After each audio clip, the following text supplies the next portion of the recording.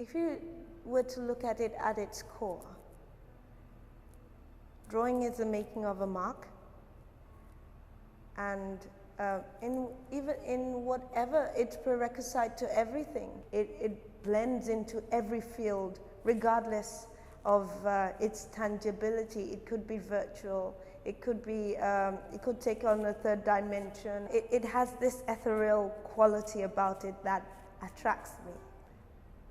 The experience personally for me has been subliminal.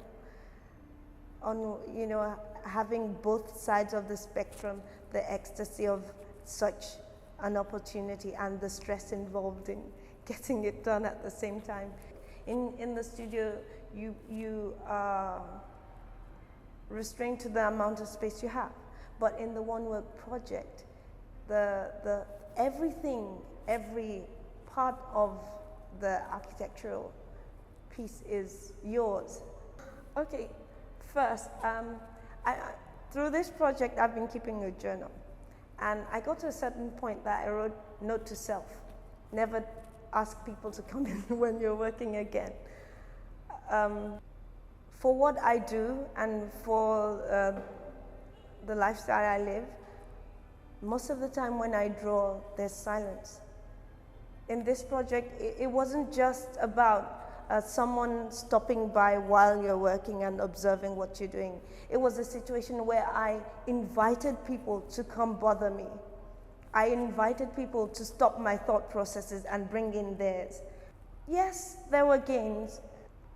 Instead of my mind working in its flows as it normally would, it was working, you know, almost like to a drum beat, you know, this very staccato. I'd always be waiting for someone to walk in, and someone would walk in. A lot of my drawing practice is centered around the concept of space, the element space.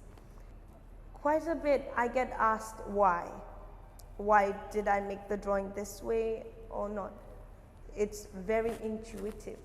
The drawing deals with innateness and spontaneity and the temporality of thought. The drawing doesn't follow me, I follow the drawing in this case. Yes, it is true that drawing is very, very close to our conceptualization. If one had to simplify things, the first thing that's handed to a child is something like a pencil, something like a pen, something that the child will pull a mark and see the mark.